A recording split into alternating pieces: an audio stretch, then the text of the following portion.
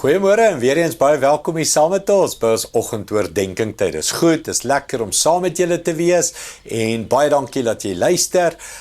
Ons is besig om te praat oor die krag wat Christus uit die dood het opgewek het. Daai krag is aan die werk binne in jou en my. Maar ons moet dit insien, ons moet dit glo en ek gaan die volgende paar weke jou net oor en oor skrifte daaroor gee en hopelik die krag in jou begin aktiveer. Jou hele lewe verander deur die krag van daai besluit binne in jou. Kom ons kyk volgende skrif, Romeine 8 vers 11. Hy sê, omdat die gees van die God wat Jesus uit die dood opgewek het, in julle woon, sal hy wat Christus uit die dood opgewek het, ook julle dooie liggame weer lewendig maak, deur dieselfde gees wat in julle woon.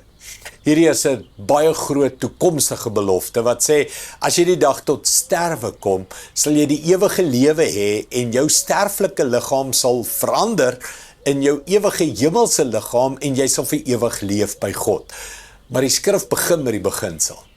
Omdat dieselfde krag wat Christus uit die dood uit opgewek het, deur die gees in julle leef. Nou, daai gees of daai krag, die Heilige Gees, leef nie net binne in jou en lê daar en wag vir 'n beter dag en sing 'n liedjie op die wolkie en wag, totdat jy nou doodgaan en die dag as jy doodgaan, dan beskop hy krag in en gee jou die ewige lewe. Nee.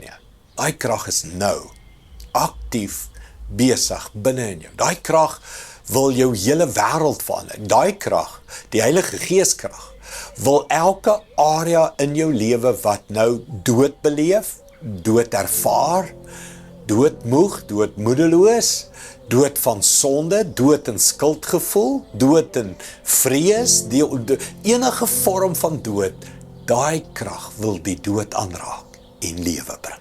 Hy sê daai selfde krag wat Jesus uit die dood het opgewek het, daai krag is ook beskikbaar en aan die werk binne in jou. Jy kan nie net glo daai krag jou eendag hemel toe vat, maar nie vandag al hemel op aarde begin nie. Daai krag kan jou vandag help om jou lewe, jou wêreld vandag te verander in die lewe wat dit moet wees. En dis wat ek vir jou wil bid. Kom ons bid dit saam.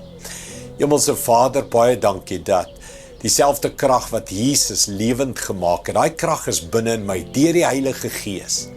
En daai krag wil elke area van dood in my lewe lewendig maak.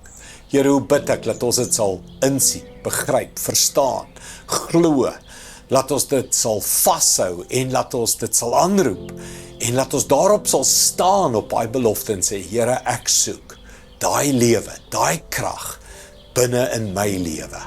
Dankie daarvoor, Here, ek bid dit vir elke persoon vandag. Hierdie dag sal 'n dag van lewe, krag, liefde, passie, energie.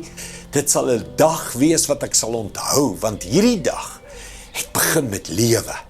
Dieselfde lewe wat Jesus uit die dood het opgewek het. Daai lewe, daai krag is binne in my. Dankie daarvoor, Here, in Jesus naam. Amen. Dankie, liewe vriende. Ek sien jou weer môre. Trots geborg deur Evergreen Turf.